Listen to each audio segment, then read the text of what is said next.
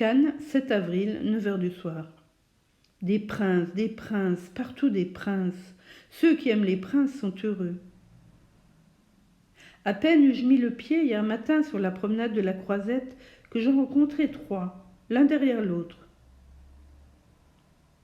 Dans notre pays démocratique, Cannes est devenue la ville des titres.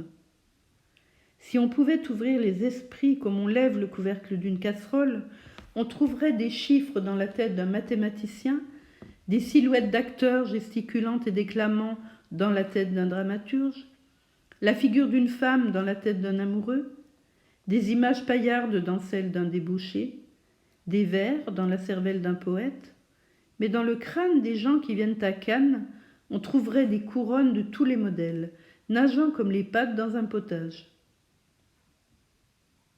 Des hommes se réunissent dans les tripots parce qu'ils aiment les cartes, d'autres dans les champs de course parce qu'ils aiment les chevaux. On se réunit à Cannes parce qu'on aime les altesses impériales et royales. Elles y sont chez elles, y règnent paisiblement, dans les salons fidèles à défaut des royaumes dont on les a privées. On en rencontre de grandes et de petites, de pauvres et de riches, de tristes et de gais, pour tous les goûts. En général, elles sont modestes, cherchent à plaire et apportent dans leurs relations avec les humbles mortels une délicatesse et une affabilité qu'on ne retrouve presque jamais chez nos députés, ces princes du pot-au-vote.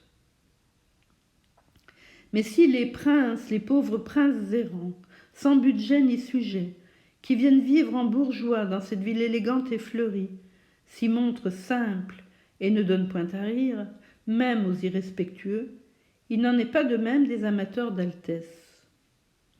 Ceux-là tournent autour de leurs idoles avec un empressement religieux et comique, et dès qu'ils sont privés d'une, se mettent à la recherche d'une autre, comme si leur bouche ne pouvait s'ouvrir que pour prononcer Monseigneur ou Madame à la 3e personne.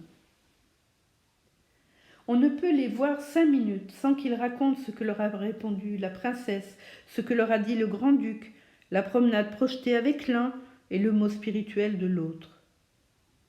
On sent, on voit, on devine qu'ils ne fréquentent point d'autre monde que les personnes de sang royal, que s'ils consentent à vous parler, c'est pour vous renseigner exactement sur ce qu'on fait dans ces hauteurs.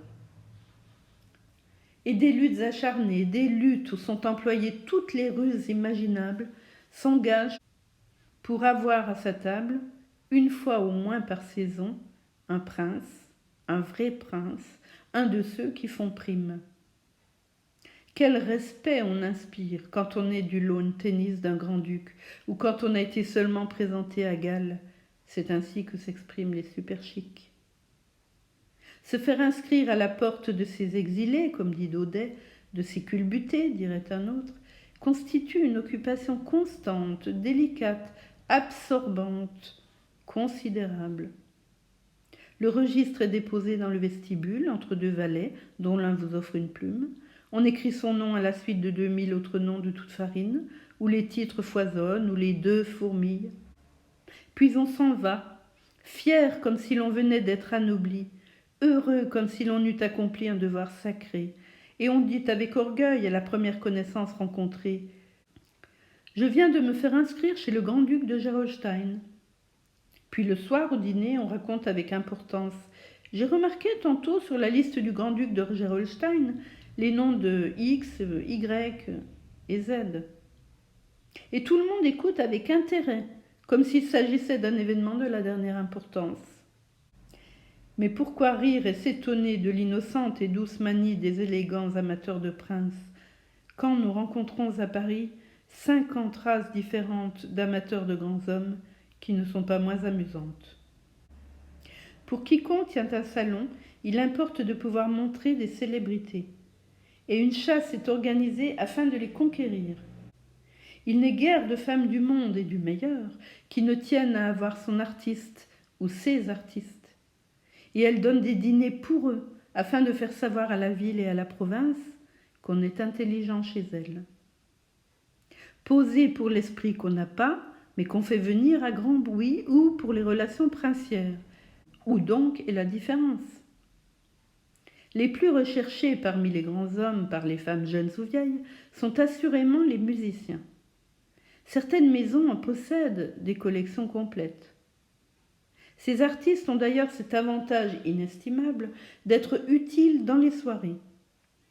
Mais les personnes qui tiennent à l'objet tout à fait rare ne peuvent guère espérer en réunir deux sur le même canapé. Ajoutons qu'il n'est pas de bassesse dont ne soit capable une femme connue, une femme en vue, pour orner son salon d'un compositeur illustre. Les petits soins qu'on emploie d'ordinaire pour attacher un peintre ou un simple homme de lettres deviennent tout à fait insuffisants quand il s'agit d'un marchand de sons. On emploie vis-à-vis de lui des moyens de séduction et des procédés de louange complètement inusités. On lui baise les mains comme à un roi. On s'agenouille devant lui comme devant un dieu, quand il a daigné exécuter lui-même son Regina Coeli. On porte dans une bague un poil de sa barbe. On se fait une médaille sacrée gardée entre les seins au bout d'une chaînette d'or, avec un bouton tombé un soir de sa culotte, après un vif mouvement du bras qu'il avait fait en achevant son doux repos. Les peintres sont un peu moins prisés, bien que fort recherchés encore. Ils ont en eux moins de divin et plus de bohème. Leurs allures n'ont pas assez de moelleux et surtout pas assez de sublime. Ils remplacent souvent l'inspiration par la gaudriole et par le coq à l'âne. Ils sentent un peu trop l'atelier, enfin, et ceux qui, à force de soins, ont perdu cette odeur-là, se mettent à sentir la pose. Et puis ils sont changeants, volages, blagueurs. On n'est jamais sûr de les garder, tandis que le musicien fait son nid dans la famille. Depuis quelques années, on recherche assez l'homme de lettres. Il a d'ailleurs de grands avantages. Il parle longtemps, il parle beaucoup, il parle pour tout le monde, et comme il fait profession d'intelligence, on peut l'écouter et l'admirer avec confiance. La femme qui se sent sollicitée par ce goût bizarre d'avoir chez elle un homme de lettres, comme on peut avoir un perroquet dont le bavardage attire les concierges voisines, a le choix entre les poètes et les romanciers. Les poètes ont plus d'idéal et les romanciers plus d'imprévus. Les poètes sont plus sentimentaux, les romanciers plus positifs. Affaire de goût et de tempérament. Le poète a plus de charme intime, le romancier plus d'esprit souvent. Mais le romancier présente des dangers qu'on ne rencontre pas chez le poète. Il ronge, pille et exploite tout ce qu'il a sous les yeux.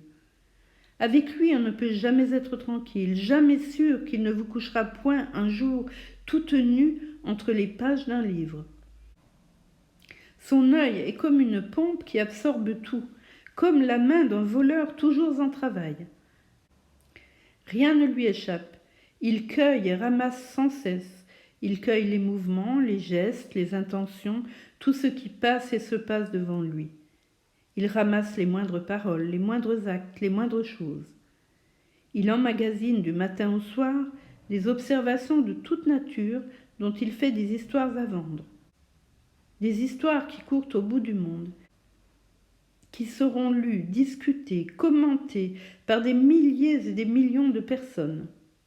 Et ce qu'il y a de terrible, c'est qu'il fera ressemblant, le gredin, malgré lui, inconsciemment, parce qu'il voit juste et qu'il raconte ce qu'il a vu. Malgré ses efforts et ses ruses pour déguiser les personnages, on dira « Avez-vous reconnu Monsieur X et Madame Y ?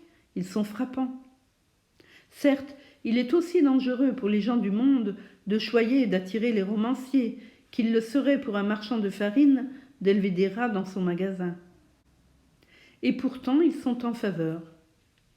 Donc, quand une femme a jeté son dévolu sur l'écrivain qu'elle veut adopter, elle en fait le siège au moyen de compliments, d'attentions et de gâteries. Comme l'eau qui goutte à goutte perce le plus dur rocher, la louange tombe à chaque mot sur le cœur sensible de l'homme de lettres.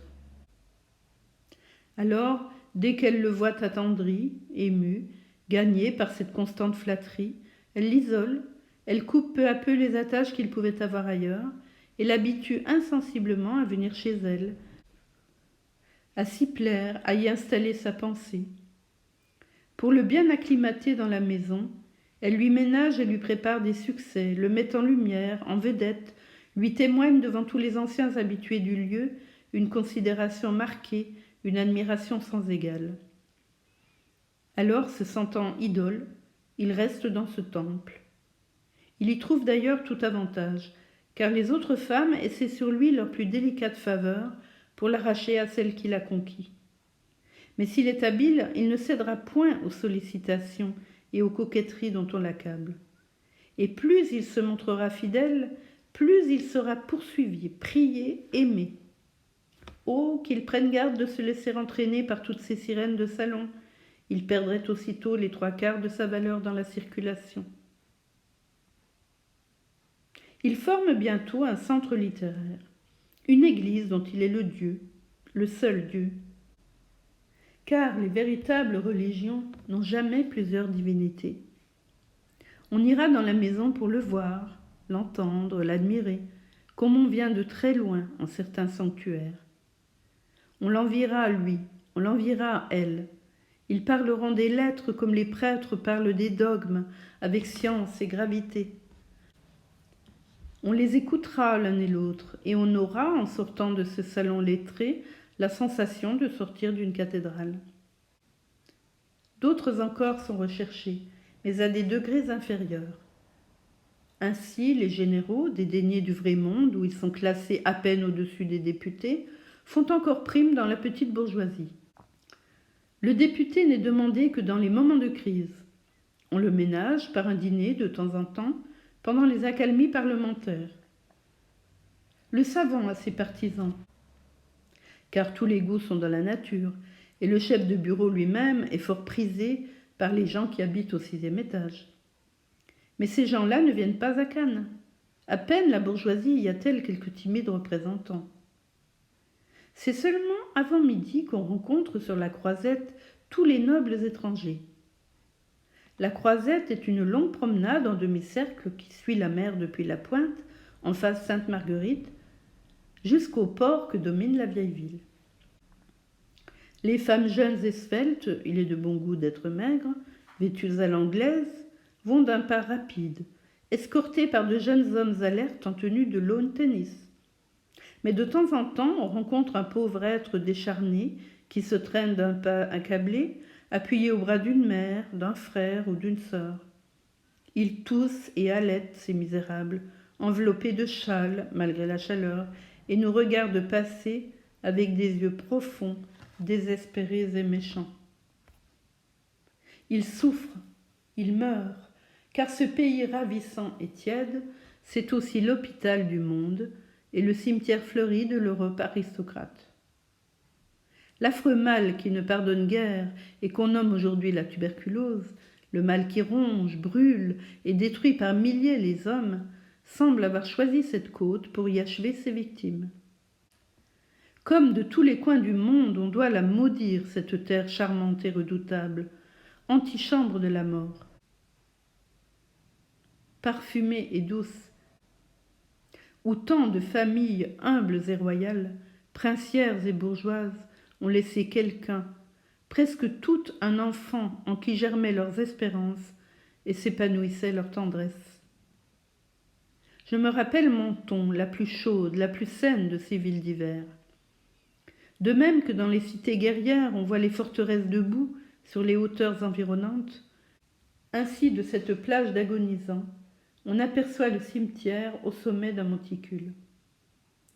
Quel lieu ce serait pour vivre, ce jardin où dorment les morts. Des roses, partout des roses. Elles sont sanglantes, ou pâles, ou blanches, ou veinées de filets écarlates. Les tombes, les allées, les places vides encore et remplies de mains, tout en est couvert. Leur parfum violent, étourdi, fait vaciller les têtes et les jambes. Et tous ceux qui sont couchés là avaient 16 ans, 18 ans, 20 ans. De tombe en tombe on va, lisant les noms de ces êtres tués si jeunes par l'inguérissable mal. C'est un cimetière d'enfants, un cimetière pareil à ces bals blancs où ne sont point admis les gens mariés. De ce cimetière, la vue s'étend à gauche sur l'Italie, jusqu'à la pointe où Bordighera allonge dans la mer ses maisons blanches. À droite, jusqu'au cap Martin, qui trempe dans l'eau ses flancs feuillus. Partout, d'ailleurs, le long de cet adorable rivage, nous sommes chez la mort. Mais elle est discrète, voilée, pleine de savoir-vivre et de pudeur, bien élevée enfin. Jamais on ne la voit face à face, bien qu'elle vous frôle à tout moment. On dirait même qu'on ne meurt point en ce pays, car tout est complice de la fraude où se comptait cette souveraine. Mais comme on la sent, comme on la flaire, comme on entrevoit parfois le bout de sa robe noire. Certes, il faut bien des roses et bien des fleurs de citronnier pour qu'on ne saisisse jamais dans la brise l'affreuse odeur qui s'exhale des chambres de trépassés. Jamais un cercueil dans les rues, jamais une draperie de deuil, jamais un glas funèbre. Le maigre promeneur d'hier ne passe plus sous votre fenêtre, et voilà tout. Si vous vous étonnez de ne plus le voir et vous inquiétez de lui, le maître d'hôtel et tous les domestiques vous répondent avec un sourire qu'il allait mieux et que sur l'avis du docteur, il est parti pour l'Italie. Dans chaque hôtel, en effet, la mort a son escalier secret, ses confidents et ses compères. Un moraliste d'autrefois aurait dit de bien belles choses sur le contraste et le coudoiement de cette élégance et de cette misère. Il est midi. La promenade maintenant est déserte et je retourne à bord du Bel-Ami où m'attend un déjeuner modeste préparé par les mains de Raymond que je retrouve en tablier blanc et faisant frire des pommes de terre. Pendant le reste du jour, j'ai lu. Le vent soufflait toujours avec violence et le yacht dansait sur ses ancres, car nous avions dû mouiller aussi celle de tribord. Le mouvement finit par m'engourdir et je sommeillai pendant quelque temps. Quand Bernard entra dans le salon pour allumer des bougies, je vis qu'il était 7 heures, et comme la houle le long du quai rendait le débarquement difficile, je dînai dans mon bateau. Puis je montai m'asseoir au grand air. Autour de moi, Cannes étendait ses lumières. Rien de plus joli qu'une ville éclairée, vue de la mer. À gauche, le vieux quartier dont les maisons semblent grimper les unes sur les autres, allait mêler ses feux aux étoiles. À droite, les becs de gaz de la Croisette se déroulaient comme un immense serpent sur 2 kilomètres d'étendue. Et je pensais que dans toutes ces villas, dans tous ces hôtels, des gens, ce soir, se sont réunis, comme ils ont fait hier, comme ils le feront demain, et qu'ils causent. Ils causent. De quoi ? Des princes, du temps, et puis, du temps, des princes, et puis, de rien. Est-il rien de plus sinistre qu'une conversation de table d'hôte ? J'ai vécu dans les hôtels, j'ai subi l'âme humaine qui se montre dans toute sa platitude. Il faut vraiment être bien résolu à la suprême indifférence pour ne pas pleurer de chagrin, de dégoût et de honte quand on entend l'homme parler. L'homme ordinaire, riche, connu, estimé, respecté, considéré, content de lui, il ne sait rien, ne comprend rien, et parle de l'intelligence avec un orgueil désolant. Faut-il être aveugle et soûl de fierté stupide pour se croire autre chose qu'une bête à peine supérieure aux autres ? Écoutez-les, assis autour de la table, ces misérables. Ils causent avec ingénuité, avec confiance, avec douceur, et ils appellent cela échanger des idées. Quelles idées ? Ils disent où ils se sont promenés. La route était bien jolie, mais il faisait un peu froid en revenant. La cuisine n'est pas mauvaise dans l'hôtel, bien que les nourritures de restaurant soient toujours un peu excitantes. Et ils racontent ce qu'ils ont fait, ce qu'ils aiment, ce qu'ils croient. Il me semble que je vois en eux l'horreur de leur âme, comme on voit un fœtus monstrueux dans l'esprit de vin d'un bocal. J'assiste à la lente éclosion des lieux communs qu'ils redisent toujours. Je sens les mots tomber de ce grenier à sottises dans leur bouche d'imbéciles et de leur bouche dans l'air inerte qui les porte à mes oreilles. Mais leurs idées les plus hautes, les plus solennelles, les plus respectées, ne sont-elles pas l'irrécusable preuve de l'éternelle, universelle, indestructible et omnipotente bêtise? Toute leur conception de Dieu, du Dieu maladroit, qui rate et recommence les premiers êtres, qui écoute nos confidences et les note, du Dieu gendarme, jésuite, avocat, jardinier, en cuirasse, en robe ou en sabot, puis les négations de Dieu basées sur la logique terrestre, les arguments pour et contre, l'histoire des croyances sacrées, des schismes, des hérésies, des philosophies, les affirmations comme les doutes, toute la puérilité des principes, la violence féroce et sanglante des faiseurs d'hypothèses, le chaos des contestations, tout le misérable effort de ce malheureux être impuissant à concevoir, à deviner, à savoir, et si prompt à croire, prouve qu'il a été jeté sur ce monde si petit, uniquement pour boire, manger, faire des enfants et des chansonnettes, et s'entretuer par passe-temps. Heureux ceux que satisfait la vie, ceux qui s'amusent, ceux qui sont contents. Il est des gens qui aiment tout, que tout enchante. Ils aiment le soleil et la pluie, la neige et le brouillard, les fêtes et le calme de leur logis, tout ce qu'ils voient, tout ce qu'ils font, tout ce qu'ils disent, tout ce qu'ils entendent. Ceux-ci mènent une existence douce, tranquille et satisfaite au milieu de leurs rejetons. Ceux-là ont une existence agitée de plaisir et de distraction. Ils ne s'ennuient ni les uns ni les autres.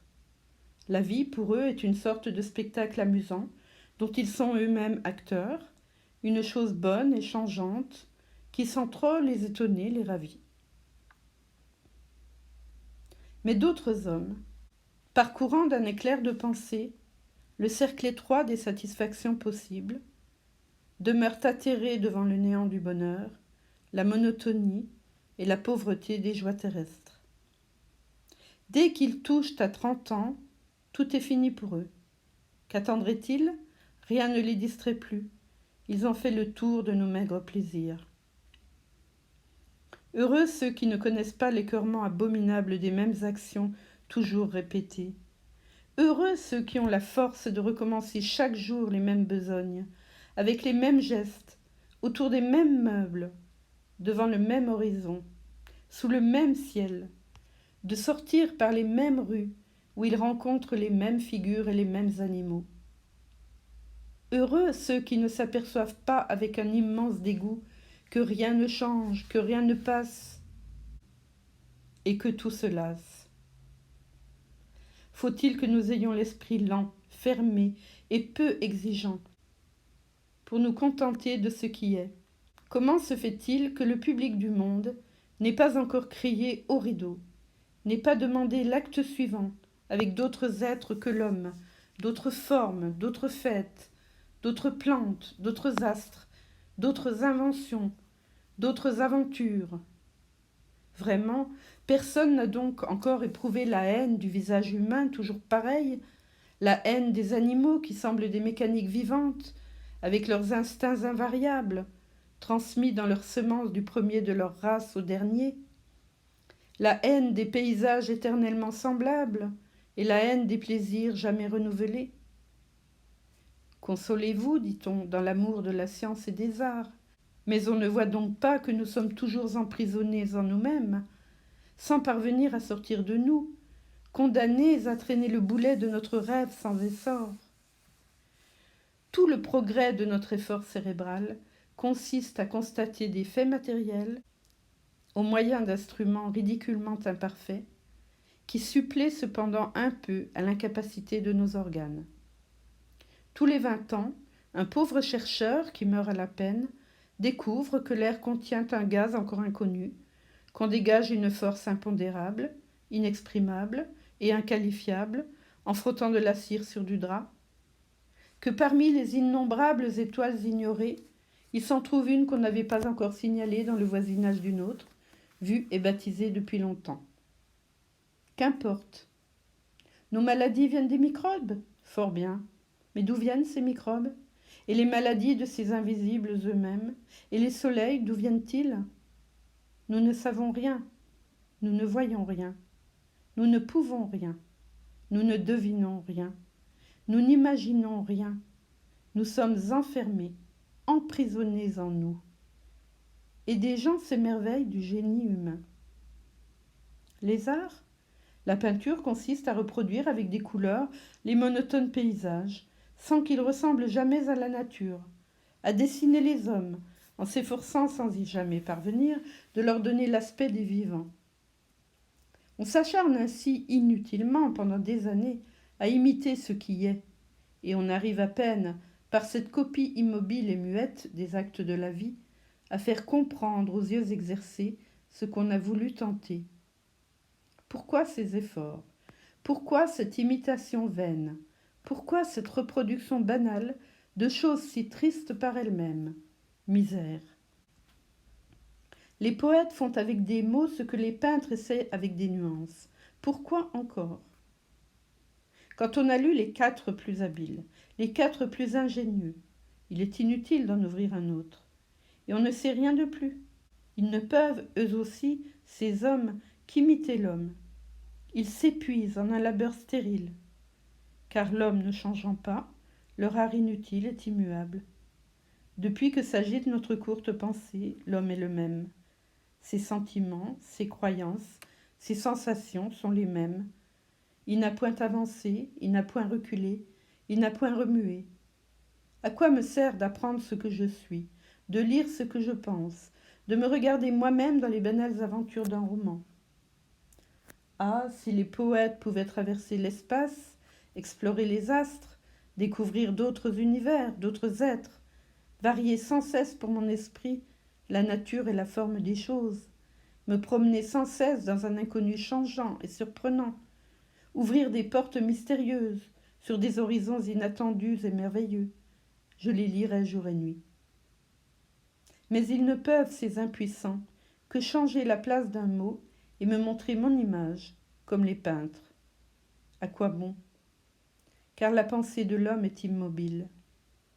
Les limites précises, proches, infranchissables, une fois atteintes, elles tournent comme un cheval dans un cirque, comme une mouche dans une bouteille fermée, voltant jusqu'aux parois où elle se heurte toujours. Et pourtant, à défaut de mieux, il est doux de penser quand on vit seul.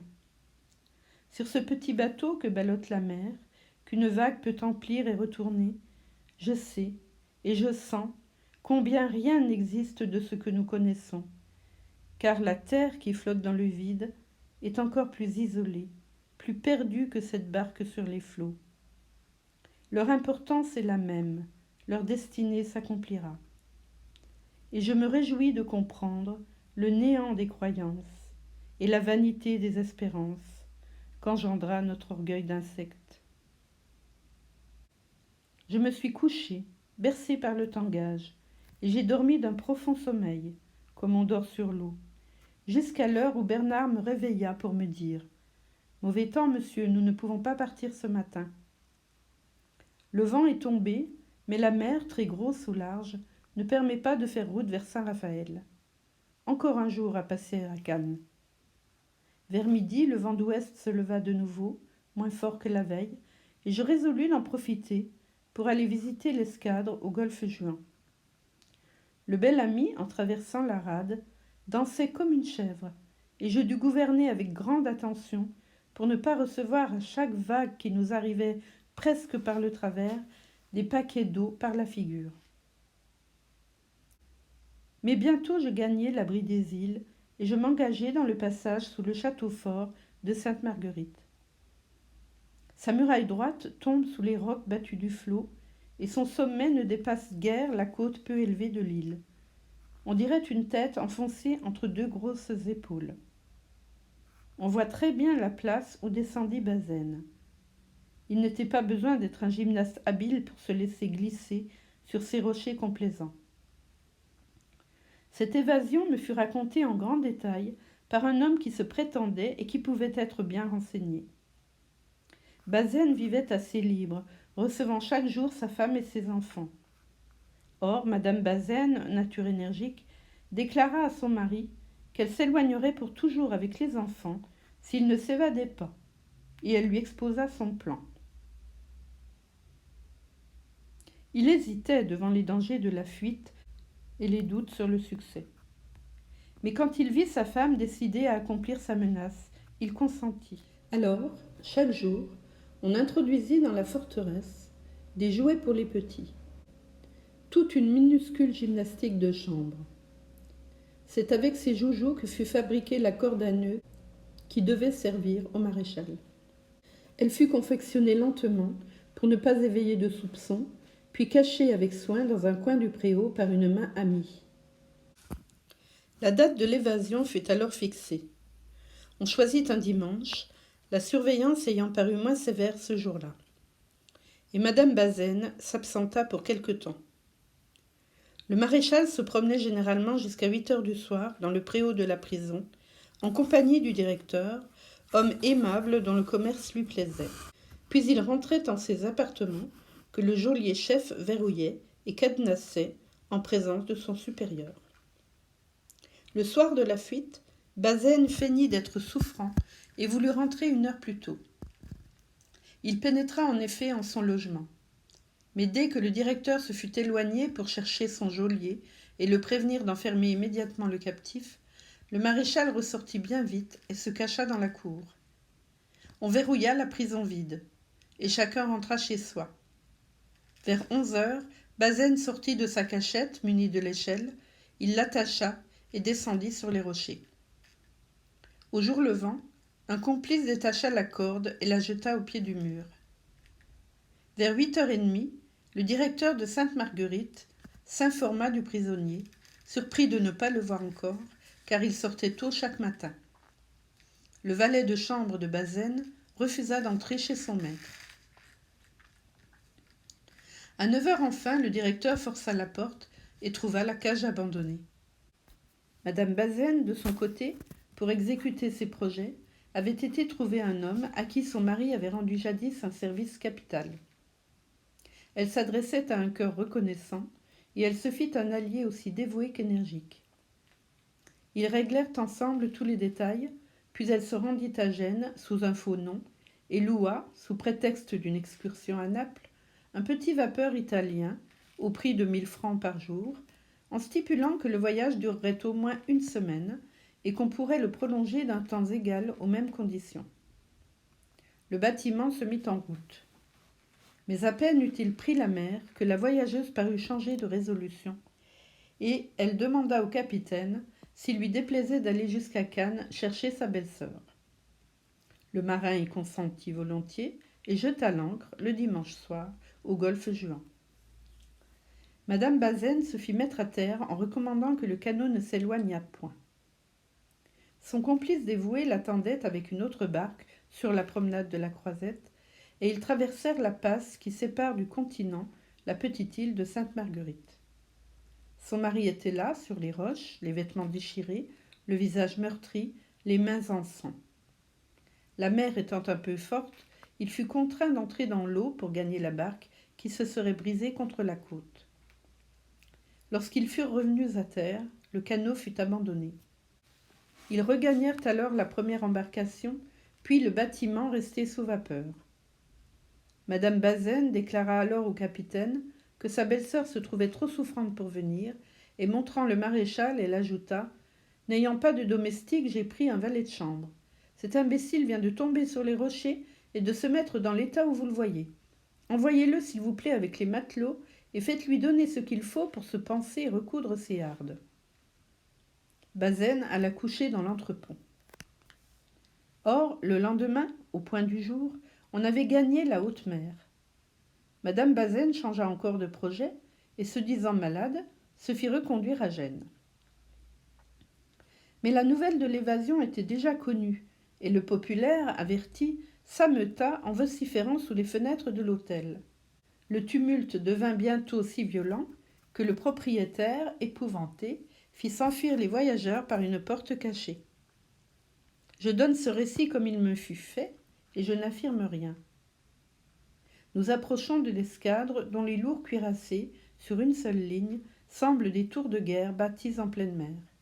Voici le Colbert, la Dévastation, l'Amiral Dupéré, le Courbet, l'Indomptable et le Richelieu, plus 2 croiseurs, l'Hirondelle et le Milan, et 4 torpilleurs en train d'évoluer dans le Golfe.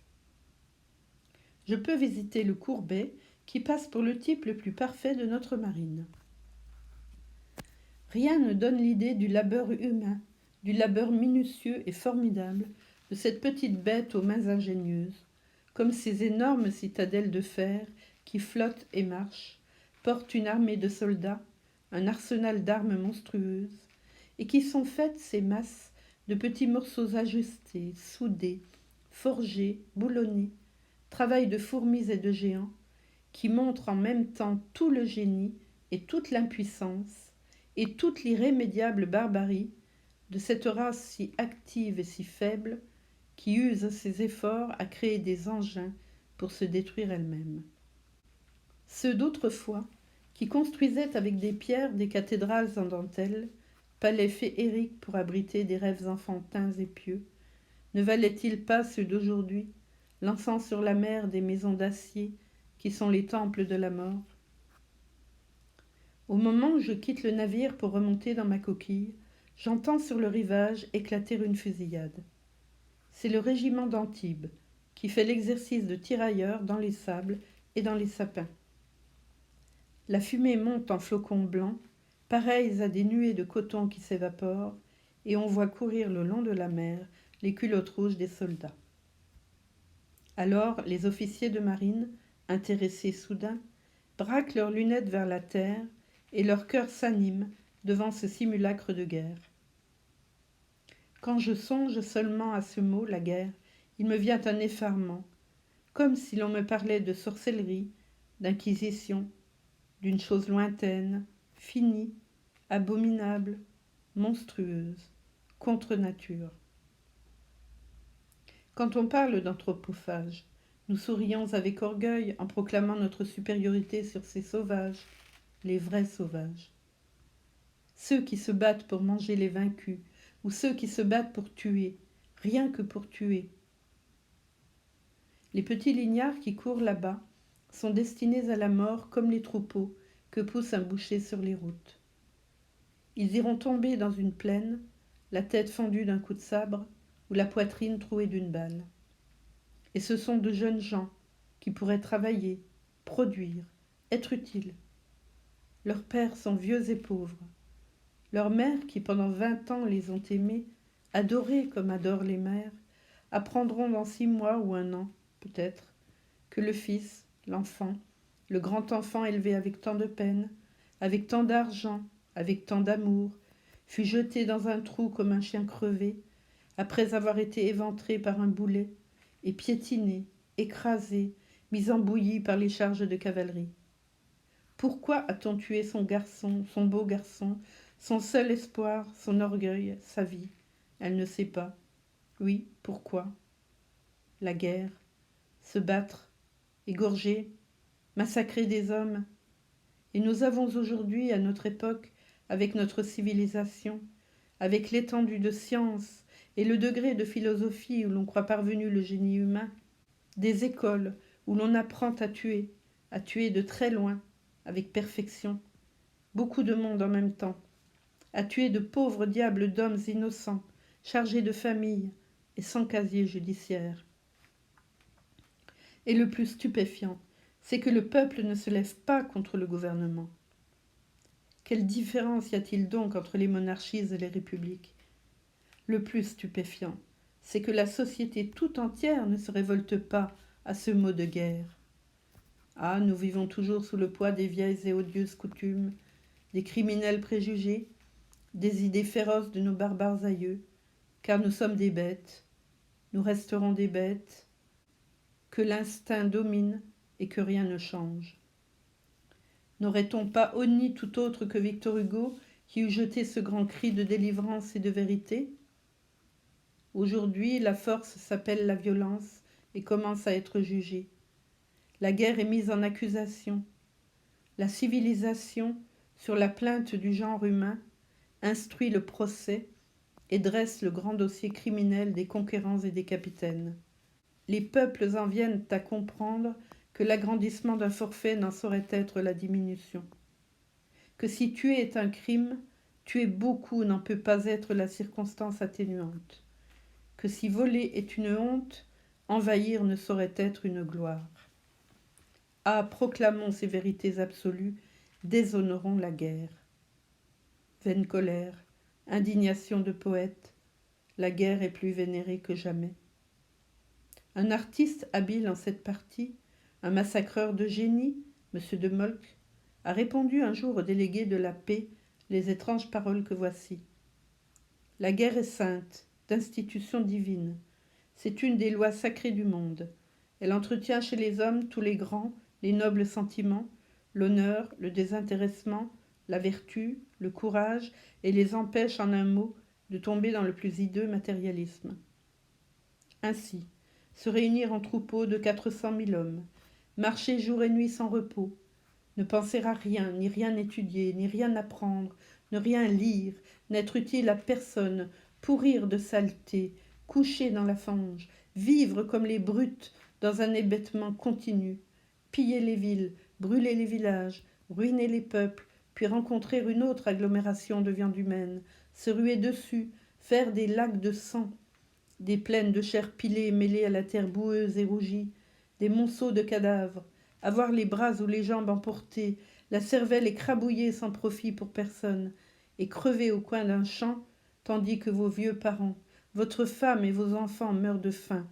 Voilà ce qu'on appelle ne pas tomber dans le plus hideux matérialisme. Les hommes de guerre sont les fléaux du monde. Nous luttons contre la nature, l'ignorance, contre les obstacles de toutes sortes, pour rendre moins dure notre misérable vie. Des hommes, des bienfaiteurs, des savants, usent leur existence à travailler, à chercher ce qui peut aider, ce qui peut secourir, ce qui peut soulager leurs frères. Ils vont, acharnés à leur besogne utile, entassant les découvertes, agrandissant l'esprit humain, élargissant la science, donnant chaque jour à l'intelligence une somme de savoirs nouveaux, donnant chaque jour à leur patrie du bien-être, de l'aisance, de la force. La guerre arrive. En 6 mois, les généraux ont détruit 20 ans d'efforts, de patience et de génie. Voilà ce qu'on appelle ne pas tomber dans le plus hideux matérialisme. Nous l'avons vu, la guerre. Nous avons vu les hommes redevenus des brutes, affolés, tués par plaisir, par terreur, par bravade, par ostentation. Alors que le droit n'existe plus, que la loi est morte, que toute notion du juste disparaît, nous avons vu fusiller des innocents, trouvés sur une route et devenus suspects parce qu'ils avaient peur. Nous avons vu tuer des chiens enchaînés à la porte de leur maître pour essayer des revolvers neufs. Nous avons vu mitrailler par plaisir des vaches couchées dans un champ, sans aucune raison, pour tirer des coups de fusil, histoire de rire. Voilà ce qu'on appelle ne pas tomber dans le plus hideux matérialisme. Entrer dans un pays, égorger l'homme qui défend sa maison parce qu'il est vêtu d'une blouse et n'a pas un képi sur la tête, brûler les habitations de misérables qui n'ont plus de pain, casser des meubles, en voler d'autres, boire le vin trouvé dans les caves, violer les femmes trouvées dans les rues, brûler des millions de francs en poudre et laisser derrière soi la misère et le choléra. Voilà ce qu'on appelle ne pas tomber dans le plus hideux matérialisme. Qu'ont-ils donc fait pour prouver même un peu d'intelligence, les hommes de guerre? Rien. Qu'ont-ils inventé? Des canons et des fusils. Voilà tout. L'inventeur de la brouette n'a-t-il pas plus fait pour l'homme par cette simple et pratique idée d'ajuster une roue à 2 bâtons que l'inventeur des fortifications modernes? Que nous reste-t-il de la Grèce? Des livres? Des marbres? Est-elle grande parce qu'elle a vaincu ou parce qu'elle a produit? Est-ce l'invasion des Perses qui l'a empêché de tomber dans le plus hideux matérialisme? Sont-ce les invasions des barbares qui ont sauvé Rome et l'ont régénérée? Est-ce que Napoléon Ier a continué le grand mouvement intellectuel commencé par les philosophes à la fin du dernier siècle? Eh bien oui, puisque les gouvernements prennent ainsi le droit de mort sur les peuples Il n'y a rien d'étonnant à ce que les peuples prennent parfois le droit de mort sur les gouvernements. Ils se défendent, ils ont raison. Personne n'a le droit absolu de gouverner les autres. On ne le peut faire que pour le bien de ceux qu'on dirige. Quiconque gouverne a autant le devoir d'éviter la guerre qu'un capitaine de navire a celui d'éviter le naufrage.